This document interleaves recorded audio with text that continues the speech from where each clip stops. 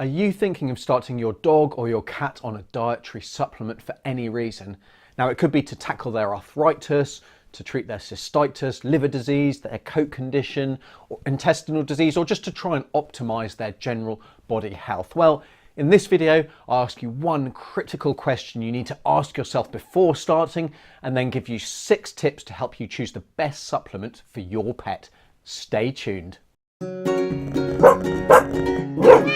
Hi, I'm Dr. Alex, the veterinarian behind ourpetshealth.com, where my aim is to help you and your pet to live a healthier, happier life. So make sure you're subscribed if that's something that you're interested in down below, and make sure you give this video a thumbs up if it's something that really you find helpful.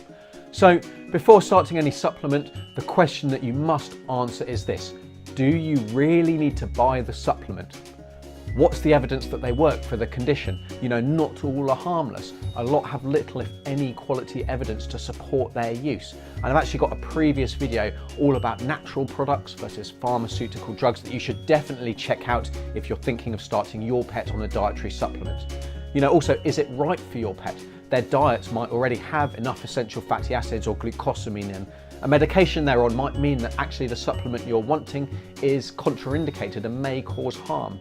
So supplements are really poorly regulated, and there have been plenty of investigations into the contents of supplements with huge variations in some cases between the amounts of product they claim to have included and the actual amount present. And in some cases, there was actually none or virtually zero of the active ingredient that you were paying for. Right, so let's jump into my 6 tips to help you buy the best supplement for your pet. And step number 1 is don't shop based on price alone. So it won't come as any surprise to hear me say that you get what you pay for. So in cases of some supplements, actually extracting the main ingredient in that can be incredibly expensive, and certainly thinking here liver supplements, some joint supplements. If you're choosing a cheap option, then, you know, can you really expect it to have the active ingredient that it claims to have? Can you really expect it to have been formulated properly, for any testing to have been done? You know, probably not. So that's not to say that all cheap supplements are useless, or that all supplement groups, you know, should have expensive options, but it's definitely something to consider. Don't shop based on price alone. My second tip is to ask your vet which supplements they recommend. You know, they're in a great position to know what the evidence behind giving certain supplements is.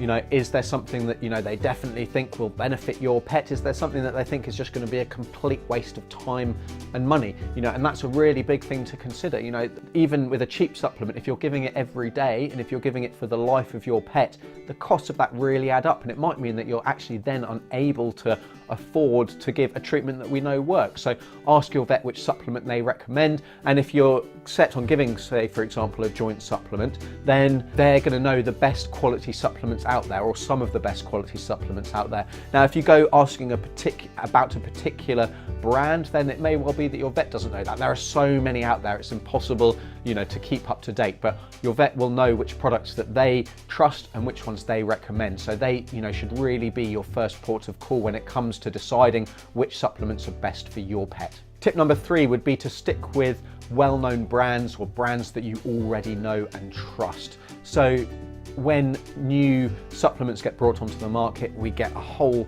slew of products from manufacturers we've know nothing about, who've got no experience in producing any kind of supplements or medications, don't produce pet products. I guess a classic example of this would be CBD oil. It's a bit like the Wild West out there. There's so many different companies that are trying to jump on the CBD oil bandwagon, but do we really know their background? Do we know they can be trusted? So I'd definitely say stick to brands that you already know and that you already trust.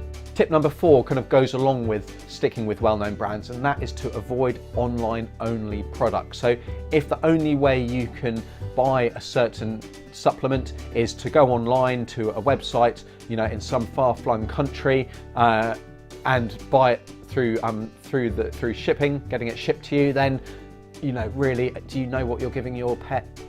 Of course you don't.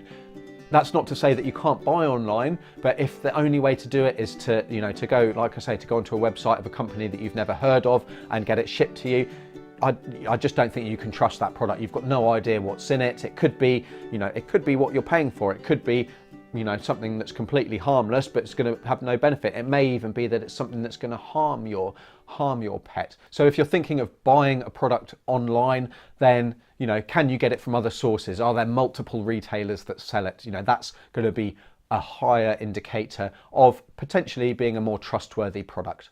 Okay, tip 5 is a big one. Has there been any independent analysis of the product that you can find? So if a product has been sent to an independent laboratory, an independent body, and they've tested it, has it passed? Has it been proven to have what it contains in it? It's not necessarily going to be proven to be safe, but it's going to be proven to have the contents that the manufacturer claims it to be. So that might, for example, be the FDA website.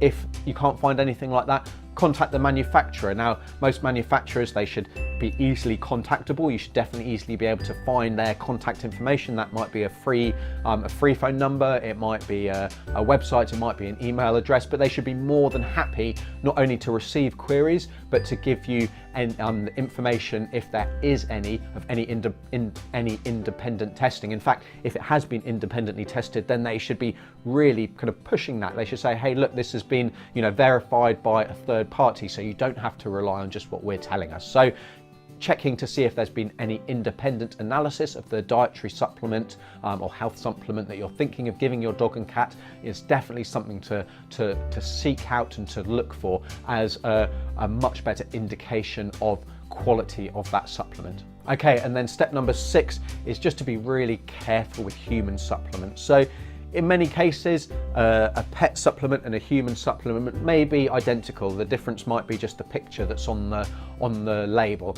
but it could be that actually human supplement has got extra things added to them that could be dangerous. So an example of this might be fish oil. So in human supplements, it might have a sweetener in it. If that sweetener is something called xylitol, then that is incredibly toxic to our pets, and I've got a video all about that as well that I'll link in the description.